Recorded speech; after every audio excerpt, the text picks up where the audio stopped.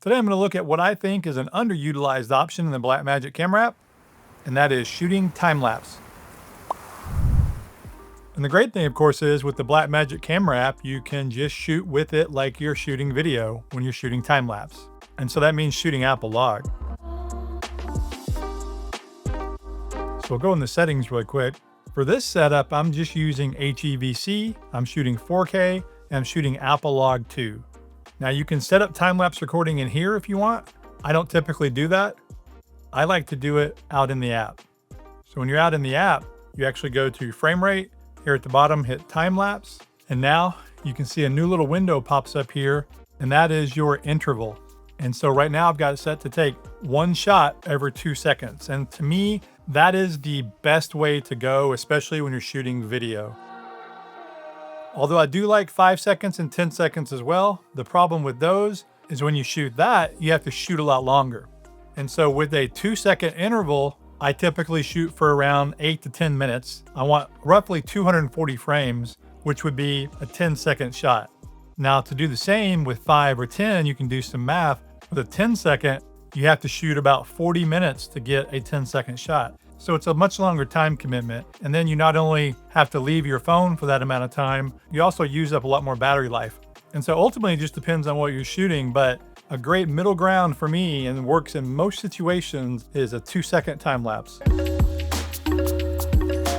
For shooting traditional time lapse, you will need to use a tripod. You need to stabilize the camera. Now, of course, there are hyperlapse and other types of time lapse you can do. You can mount stuff on a car. But for most time lapse where you're shooting clouds or traffic or people, whatever it may be, you'll want to use a tripod. This is a Manfrotto 1, and it's a great affordable tripod, but really any tripod will work.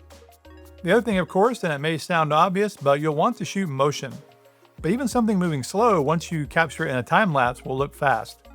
So it could be something that changes over time, like a construction site maybe, or it could be people, or it could be clouds. Whatever the case may be, you'll want to get some kind of motion to make it look interesting. And to record, all you do is you hit the record button, and now you can see at the top that it is actually recording the video length. That's how long it's recording, but then below it, you can see that it's giving you a frame count. So right now that's 6 frames, 7 frames, 8 frames, and so there's 24 frames per second. That's what I have my project set up to, 24. You could set that to whatever you want, by the way. I tend to leave it on 24.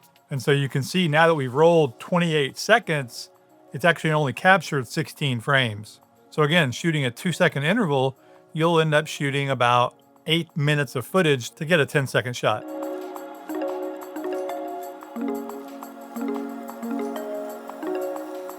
And now when I said you wanted to treat this like video, I mean just that. I tend to always lock my settings when I'm shooting. That way they don't adjust when you are shooting, and especially focus. You don't want focus pulsing. Now, if you're shooting something that is longer term, like especially day to night, you'll have to go to auto. But I don't really use my iPhone for those kind of time lapse. I'm not really into the idea of leaving my phone going overnight. You could set up a battery and all, but I think a GoPro or a traditional camera is probably better for those use cases.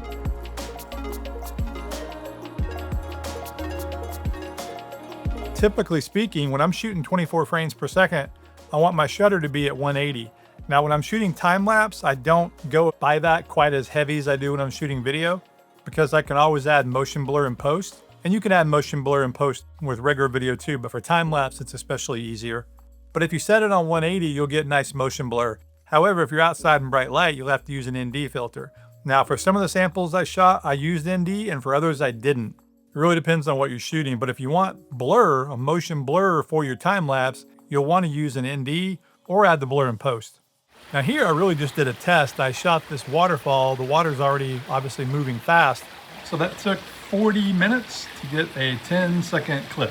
So I did a 40-minute capture and a 10-second interval. So one shot every 10 seconds. Normally I would do that when I want to speed something up that's moving slower. So here was just really an experiment. And the idea being I wanted to play with adding motion blur in post-production, not in camera, because I didn't use an ND. Here though, it didn't work exactly like I wanted. There's other apps and better ways to get this, but I just wanted to test it out and see how it would work. And one thing I should point out is when you're shooting with the Blackmagic Camera app, again, you are shooting video. You're not getting stills, so this is not stills capture. If you want to capture individual still images, you'll need to use a dedicated time-lapse app. So since I shot Apple Log, you have a lot of creative control in post-production. Again, you're now just editing video. And so you can use LUTs and you can do effects and you can add motion blur, whatever you want to do in post, because now you're just working with video files. For everyday kind of stuff, whether you're doing travel videos or YouTube videos or just any kind of social media, I find the convenience, ease of use, and the quality in the Blackmagic Camera app hard to beat. And of course, not to mention, it is a free app. If you'd like to learn more about the Blackmagic Camera app, check out the link in the description. I've got the complete guide to the Blackmagic Camera app that'll go through the entire interface step by step and teach you how to use all the features within this great app. Thanks for watching.